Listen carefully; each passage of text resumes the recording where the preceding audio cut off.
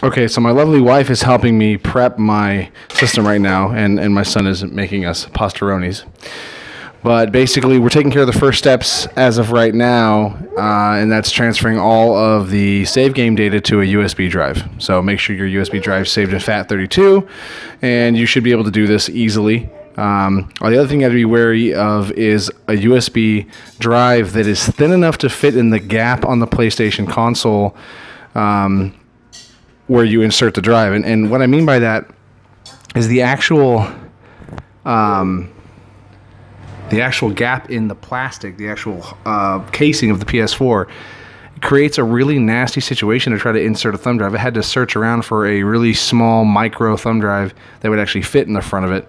And then I actually had to restart my PS4 to get it to go. So nonetheless, we are starting that process now, and then I'll have some more for you guys as we continue on swapping over this Nyko Databank and a 2 terabyte hard drive. We're going to go ahead and kind of get started on this process. We've got the PlayStation 4 itself, and we're going to start with just removing the actual side panel on the PlayStation to get to our hard drive. It slides off. There's no secret magic trick to it. You just have to put a little pressure and it slide it right out. The next piece we're going to take off is this hard drive enclosure panel here. Now, I have my own tools and all that, but for the sake of this video, I'm going to use what's supplied to show you that you can do this with just what's given you in the package. So the small screwdriver they supply can be used to remove this one screw on the left side of your console, which will unlock essentially the hard drive in its enclosure. So we'll take that out, we'll set it aside, and then we have access to the SATA drive in its closure. Okay, so you can see on the drive here, it's a Samsung drive. It's pretty generic. You're not talking about anything special for your PlayStation. So from there, we have what Nyko calls their adapter. But honestly, there's nothing more fancy going on here than just a bridge of connection. There's one connection here, another connection here. It literally is a cable inside here. The only reason why it's in this enclosure is to make it so that it can slide into the existing location where the original hard drive sat and lock in place.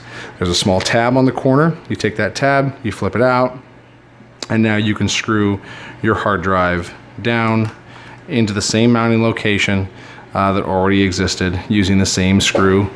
If you want, they supply their own screw. I'm not so worried about using that, but that's just me. So you can cinch that down, no problem, good to go. So now we have the actual Nyko Databank enclosure itself.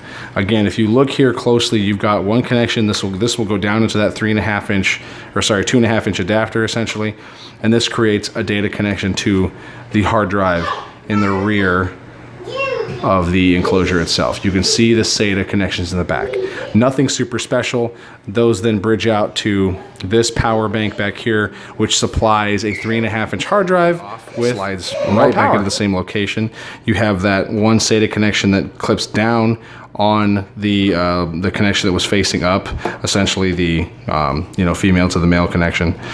So that creates the rest of the loop, essentially, or the connection for your drive. So make sure that you're on there nice and tight, and then you've got your hard drive, and it will go into the location provided. Literally slides in place, click, game over, done.